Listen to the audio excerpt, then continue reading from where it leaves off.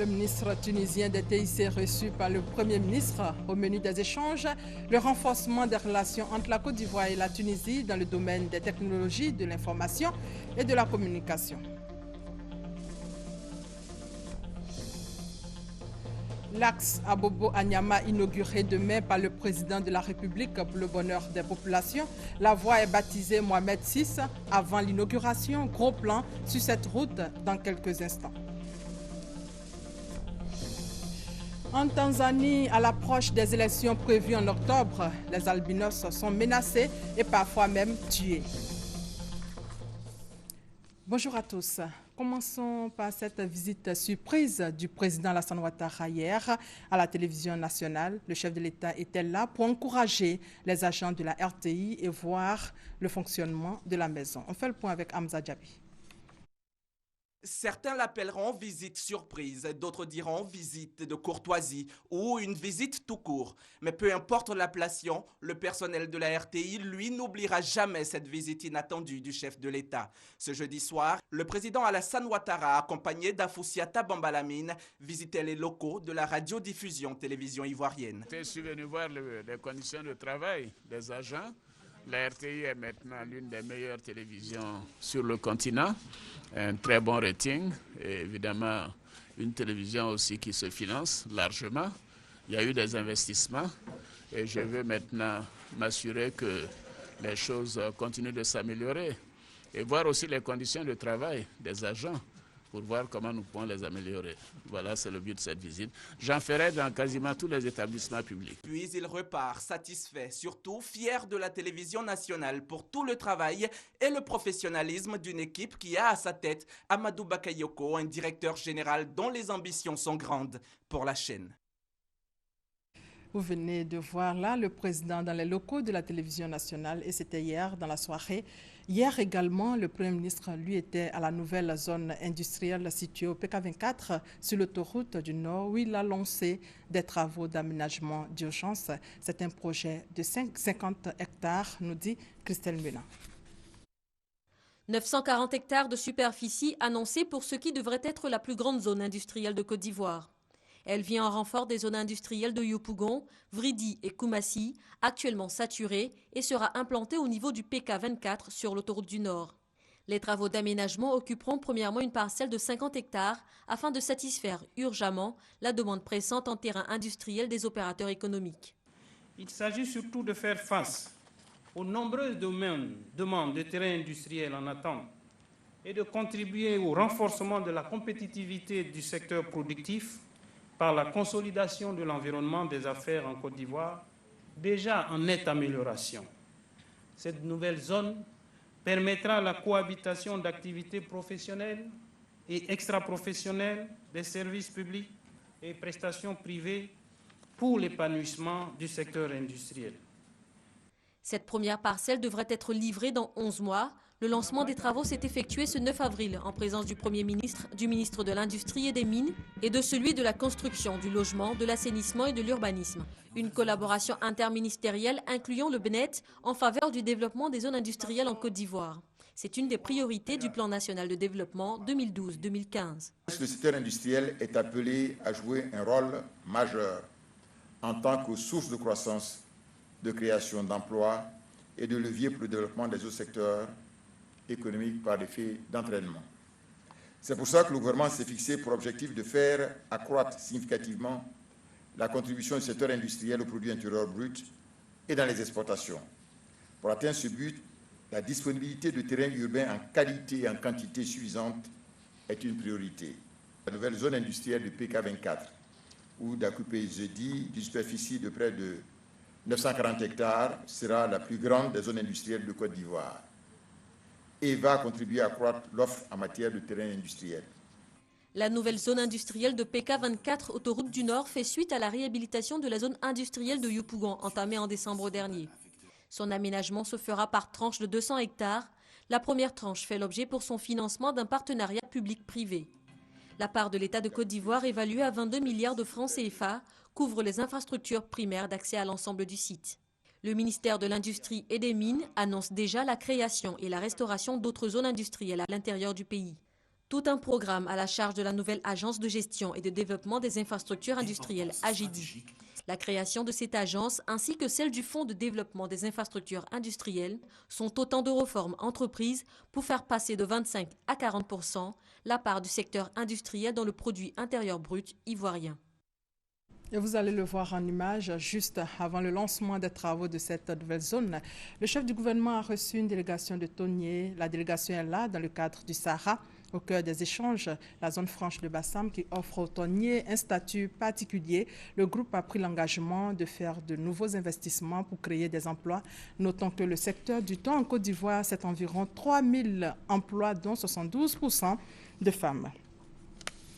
Le Premier ministre qui a également reçu le ministre tunisien des TIC, il est en Côte d'Ivoire à la faveur de la journée de l'entreprise numérique. Avec lui, une forte délégation de 70 personnes de 29 entreprises dans le cadre de la coopération Sud-Sud. Au menu des échanges, le renforcement des relations entre les deux pays, surtout dans le domaine des technologies, de l'information et de la communication. Et c'était en présence du ministre Bruno Nabagné Koné. Commentaire Sidonie Davilawaka. Côte d'Ivoire-Tunisie, une coopération vieille de plusieurs décennies. L'excellence des relations de coopération entre ces deux États est un prétexte pour donner une impulsion plus forte à des partenariats d'affaires et des réalisations concrètes, notamment dans le domaine des TIC, technologies de l'information et de la communication. La rencontre entre le Premier ministre Daniel Kablan-Duncan et le ministre tunisien des TIC a permis de faire le tour de la question. Le succès de ce pays et notre succès sont liés. Ces deux pays ont maintenu une relation de très haut niveau depuis. Aujourd'hui, nous venons la renforcer. Je suis là avec 29 compagnies tunisiennes qui sont venues témoigner de leur aptitude à servir aussi bien la Tunisie que la Côte d'Ivoire. Le ministre ivoirien des TIC Bruno Nabagné Koné, présent à cette rencontre, a bon espoir quant à l'avenir de la coopération Sud-Sud, surtout en matière de TIC. Là, il y a 29 entreprises qui sont là. 29 entreprises, nous avons visité tous les stands ce matin, un à un, et j'ai pu admirer la qualité technique de services et des produits proposés par la partie tunisienne. C'est des produits et des services de très haut niveau qui sont équivalents à ceux qu'on peut trouver sur les marchés des pays développés.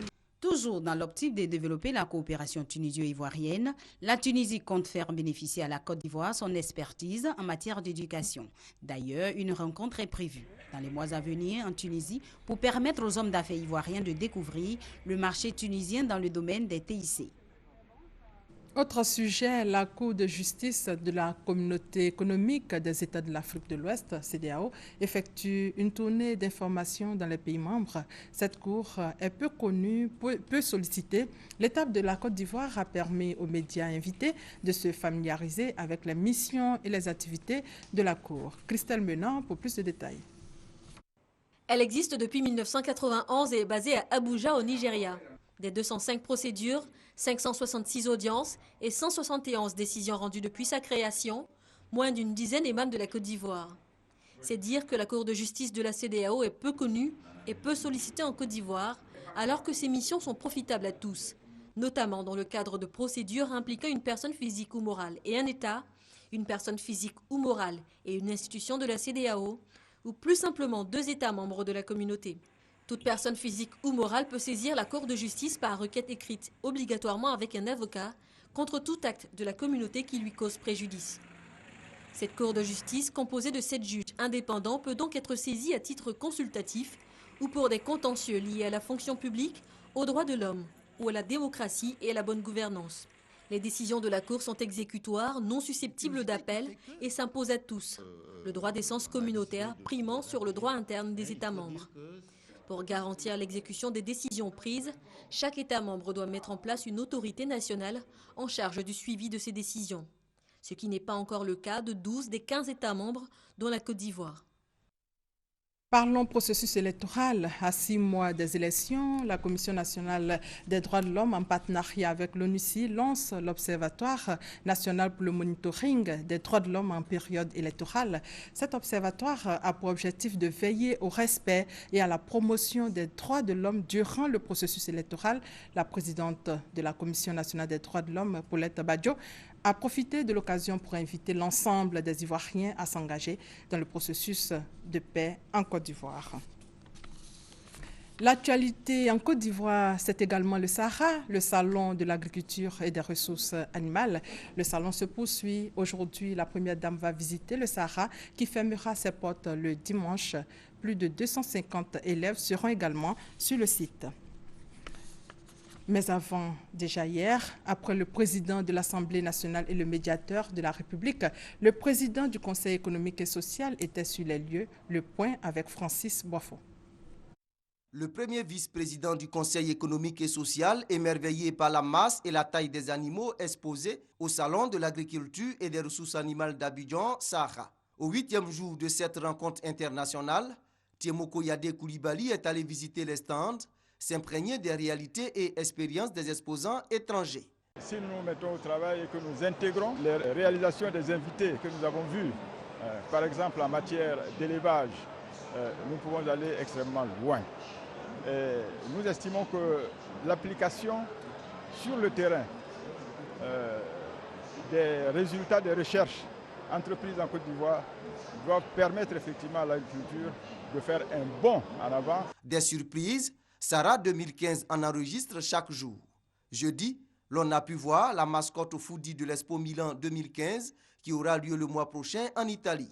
C'est d'ailleurs une première en Afrique et cela est à l'honneur de la Côte d'Ivoire qui a réussi à mobiliser des exposants internationaux au Sahara. La Côte d'Ivoire est redevenue un pays normal et que l'intérêt de la part de la communauté économique mondiale commence à viser la Côte d'Ivoire. Les autorités de la Côte d'Ivoire attendent mettre à profit le Sahara pour développer l'agriculture, les ressources animales et halieutiques. Et justement, le Sahara est aussi un moment de réflexion sur l'avenir de la recherche agronomique en Côte d'Ivoire, nous dit Jean-Jacques Kwameala. Retour à la terre pour Landry Ntapoku, un ancien chômeur après plusieurs années de galère à Abidjan. Il hérite au village de Moyouagui, à environ 25 km d'Azopé, d'une plantation de cacao de son défunt père et connaît des débuts difficiles liés à son inexpérience. Mais depuis qu'il utilise de nouvelles variétés de plants, son nouveau métier lui sourit. Au départ, je ne gagnais rien du tout. Je travaillais beaucoup, mais à la fin, si j'ai trop eu, c'était peut-être 30 kg, 60 kg par là. Mais avec les nouveaux plants là, aujourd'hui, je crois que ça va. L'année passée, j'ai pu avoir 925 kg. Cette année, en pleine campagne aujourd'hui, j'ai 1 tonne 23 kg. Albert Kwaku Kanga, lui, est producteur de bananes plantains à Azagui. Grâce à l'assistance conjuguée du FIRCA, Fonds interprofessionnel pour la recherche et le conseil agricole, et du CNRA, Centre national de recherche agronomique, il s'est spécialisé dans la production des rejets de bananes plantains. Une spécialité qui lui permet d'approvisionner le marché durant toute l'année et surtout de se frotter les mains en contre-saison. À partir du mois d'octobre, novembre, décembre, janvier, jusqu'en février-mars, nous avons assez de bananes sur le marché. Dans ce moment, moi, ma production diminue et je rentre en production dans le mois de mai, c'est-à-dire plus contre saison. Mai, juin, juillet, août, j'ai la banane en abondance. Ces deux exemples témoignent des avancées de la Côte d'Ivoire ces dernières années en matière de recherche agricole. Comme fruit de cette recherche agronomique, l'on pourrait citer entre autres le manioc Koboku avec un rendement de 30 tonnes l'hectare, le café 1 an qui fait 4 tonnes l'hectare sur 1 an et le cacao Mercedes auquel la Côte d'Ivoire doit sa production record de 1 700 000 tonnes en 2014. Toutes ces variétés ont été mises au point par le Centre national de recherche agronomique CNRA. Nous travaillons sur près de 20 programmes de recherche, mais sur toutes les spéculations qui sont produites en Côte d'Ivoire. Depuis les cultures vivrières, riz, maïs, sorgho, même de l'igname, jusqu'au café, cacao, EVA, coton, anacarde, toute l'activité du CNRA que nous menons aujourd'hui est au service du développement de la Côte d'Ivoire. Toutes ces initiatives augurent des lendemains meilleurs pour l'agriculture ivoirienne. De quoi faire dire à certains experts que le succès de l'agriculture repose sur les résultats de la recherche agronomique. Et rappelons que la première dame visite le Sahara cet après-midi. Parlons maintenant des deuxièmes journées de l'entreprise numérique, journée initiée par la Confédération générale des entreprises de Côte d'Ivoire. Cette journée pose la problématique de l'accroissement de la productivité des entreprises grâce au numérique. Lassina Bakayoko et Hervé Blé. Si les technologies du numérique constituent un levier évident de croissance économique pour les entreprises privées, elles impliquent une réorganisation de certaines activités, notamment les contrats et la distribution. Ce sont les enjeux de la deuxième journée de l'entreprise numérique d'Abidjan, dont le thème est l'entreprise numérique à défi pour une Afrique émergente. Ce thème traduit bien le fait que le patronat ivoirien a pleinement conscience de la nécessité pour chacun de nous, dirigeants d'entreprise, décideurs, d'entrer dans l'ère numérique. Les TIC induisent des changements de comportement radicaux dans nos manières de penser, d'agir, de gérer et sont également catalyseurs d'innovation, facteurs de changement. Il s'agit de valoriser les avantages et opportunités du numérique pour l'entreprise tout en rappelant les risques à éviter, les précautions à prendre et les bonnes pratiques à adopter. C'est aujourd'hui une question existentielle pour la Côte d'Ivoire et le continent. Il importait de créer l'environnement le plus propice au développement de ces technologies. Certains disent même que nos pays n'ont pas d'autre choix que de s'approprier ces TIC. C'est la seule façon pour nous de rattraper une part du retard que nous accusons, en particulier sur les pays européens. Au cours de cette deuxième édition, ouverte en présence du ministre des Télécommunications et de l'économie numérique de Tunisie, Noman Ferry, on note une forte mobilisation des entreprises tunisiennes et françaises. En fait, dans le cadre du projet Ambition Afrique numérique, plusieurs accords commerciaux réguleront les relations entre les entreprises françaises et celles de l'Afrique. C'est l'événement attendu demain par les populations d'Anyama, l'inauguration de l'axe Abobo-Anyama. Il faut dire que cette voie a été pendant plusieurs années impraticable. Aujourd'hui, la route rénovée, aménagée et bitumée est baptisée Mohamed VI. Cette voie sera inaugurée donc demain par le président de la République, mais avant, gros plan avec Hamza Djabi. Nous sommes ici sur l'axe Abobo-Anyama, ou plutôt ce qu'il en reste. Impraticable, c'est peu de le dire, et pourtant l'on doit s'y faire pour regagner domicile au lieu de travail. Mais ça, c'était avant. Nous sommes en 2015 et l'émergence frappe déjà aux portes de la cité de la Kola. Le tronçon, 2 fois une voie, jadis poussiéreux, tout plein de crevasses, est digne d'un véritable parcours de combattants pour les usagers. Laisse place à une autoroute, la voie Mohamed VI. C'est une 2 fois 2 voies, avec 7 mètres de largeur circulable de part et d'autre, un accotement de 1,80 m et au-delà de l'assainissement, on a des trottoirs pour les piétons d'1,50 m. Le projet, il y a une autre composante, c'est la voie d'accès à l'hôpital général d'Anyama. L'hôpital général de la ville, nous nous y sommes rendus. Nous y avons rencontré des parents de patients qui se souviennent encore de ce qu'ils ont enduré avant la réhabilitation.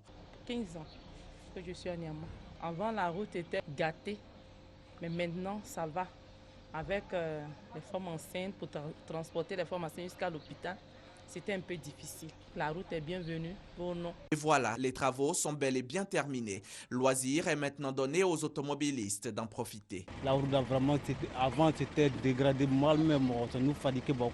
Mais c'est moi aujourd'hui, vraiment, ça va très bien même. Avant, tu quittes Anyama, à Bobo Anyama, le minute que tu peux prendre, tu peux faire 1 heure de temps même. Mais aujourd'hui, tu quittes à Bobo, souvent dans 10 minutes, mais si la voie est dégagée, dans 10 minutes, même tu es à Anyama.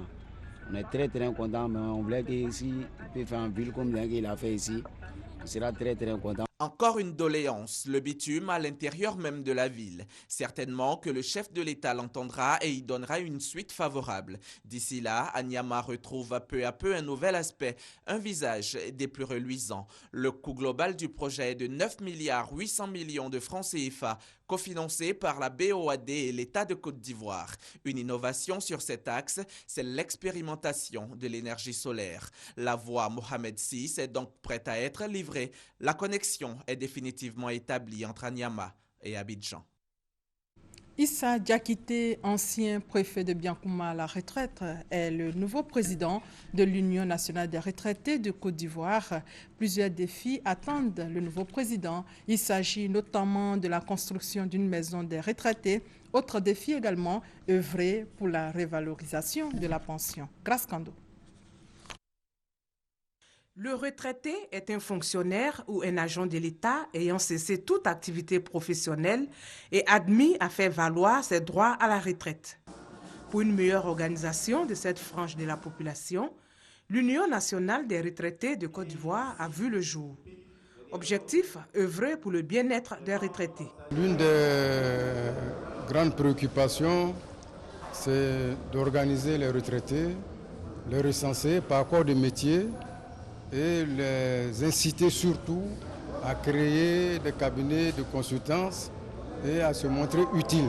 Essayer de valoriser nos fonctions, essayer de cotiser, pourquoi pas construire un hôpital réservé exclusivement aux personnes du troisième âge. Depuis sa création en 1999, l'Union nationale des retraités a mené plusieurs actions pour l'épanouissement des retraités.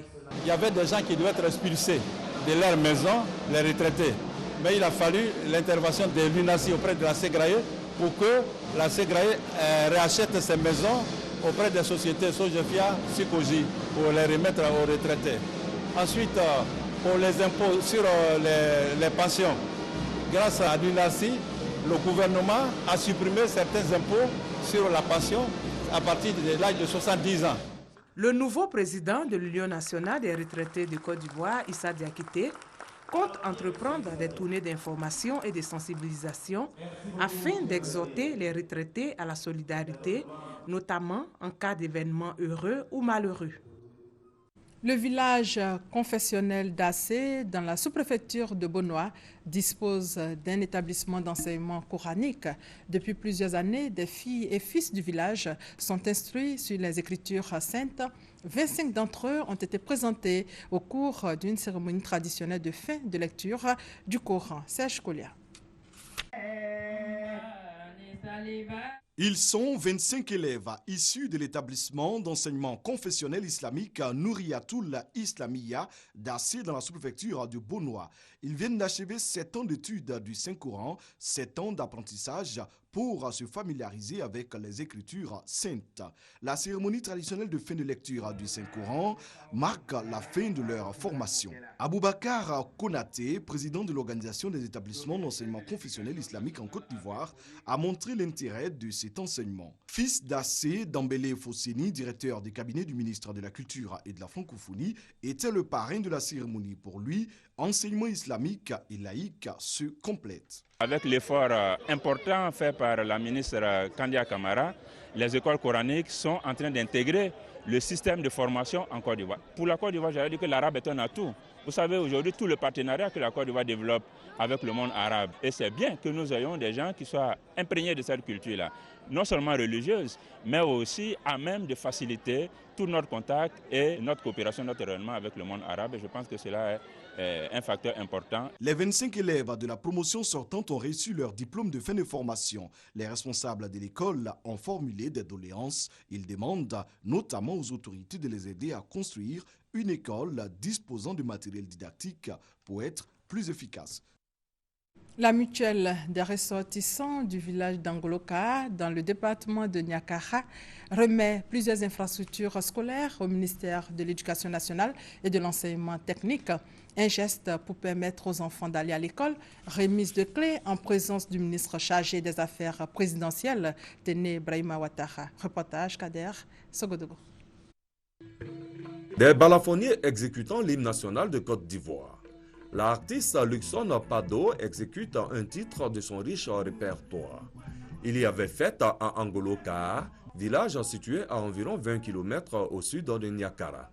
La mutuelle de ce village a décidé d'investir dans l'éducation des enfants.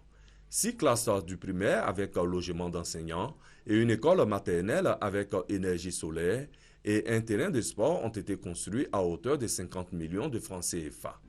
Le directeur de cabinet du ministère de l'Éducation nationale et de l'enseignement technique a réceptionné les clés de ces infrastructures en présence du ministre chargé des Affaires présidentielles, Téné Birahima Ouattara.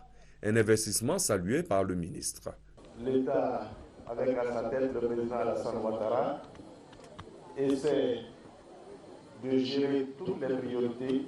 Et lorsque nous voyons des cadres se mobiliser dans leur région pour construire des écoles, on ne peut que les saluer, les remercier et les encourager. Je vous remercie, je vous félicite.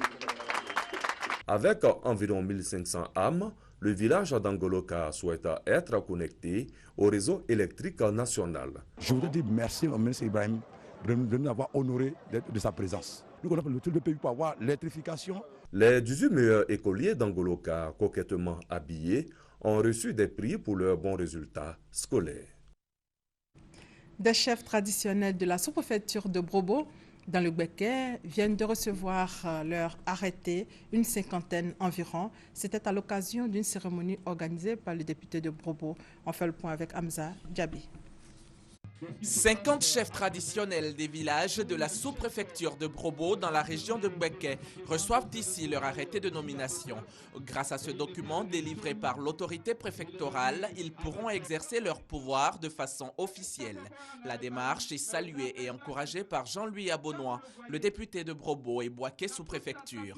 Grâce au président de la République, les chefs traditionnels de Côte d'Ivoire bénéficient désormais d'un statut de par la loi. Et la chefferie de Massy Construction se met donc en ordre pour tirer tout le profit, n'est-ce pas, de ce statut et donc en accord avec l'administration de la région de Gbeke. Heureuse et fière d'être ainsi reconnue par l'État de Côte d'Ivoire, les bénéficiaires s'engagent pour la cohésion et le développement de leur localité. Et le ministre d'État, Charles Dibi Kofi, parrain de la cérémonie, les exhorte à également s'approprier les valeurs que sont l'union et la solidarité. La solidarité veut dire l'unité. L'unité veut dire convergence de vues et en même temps aussi, cela veut dire l'amour. Merci de s'aimer l'amour dans cette région. Merci de leur apprendre à être solidaires. Merci de leur apprendre également à avoir foi dans l'avenir et à travailler. Puis il ajoute que c'est seulement à ce prix que le canton Alali dans la sous-préfecture de Brobo connaîtra le bonheur et le développement. En Tanzanie, la situation est préoccupante à l'approche des élections prévues en octobre. Des albinos sont menacés, les attaques depuis décembre se multiplient. On parle de fillettes disparues, de bébés enlevés puis tués et démembrés, de garçonnets mutilés. Regardez. À la mi-février dernier, le corps mutilé d'un bébé albino s'était découvert en Tanzanie, relançant les craintes d'une population persécutée. Les albinos sont relativement nombreux dans le pays, une naissance sur 1400 contre une sur 20 000 en Occident en raison des mariages consanguins. À l'approche des élections générales d'octobre 2015, Josepha Turner redoute un regain de violence. Il y a des gens qui pensent que, parce qu'ils vont utiliser des organes ou du sang de personnes atteintes d'albinisme, ils vont gagner les élections. C'est un peu comme s'ils pensaient que ça leur porte chance. Les membres amputés des albinos se négocient plusieurs centaines de dollars. Bébés mutilés, enfants attaqués, de nombreux albinos sont victimes de violences et certains sont contraints de quitter leur village pour venir se réfugier en ville. J'étais dans mon village quand un type m'a menacé avec un couteau de brousse. J'ai décidé de rejoindre des amis ici, à Dar es Salaam, mais je n'ai pas de job, rien à faire de mes journées. Après avoir annoncé mi-janvier l'interdiction de la sorcellerie, les autorités tanzaniennes ont arrêté près de 225 sorciers dans le nord du pays. Mais la lutte contre les sorciers ne suffit pas, les albinos subissent aussi quotidiennement la discrimination. Ils ont un accès limité à l'éducation, au mariage et à l'emploi. Vous pouvez tenter de postuler dans l'administration ou dans le secteur privé. Vous pouvez avoir toutes les qualifications et l'expérience imaginables, mais vous n'aurez rien à cause des préjugés contre les albinos. Les associations de défense des albinos demandent aujourd'hui un droit à la dignité. Nous voulons vivre comme les autres. Nous ne voulons pas devenir des réfugiés dans notre propre pays à cause de notre couleur de peau. Selon l'ONU, depuis 2006, 75 meurtres d'albinos ont été recensés en Tanzanie. Et c'est la fin de ce 13h. Merci de votre fidélité.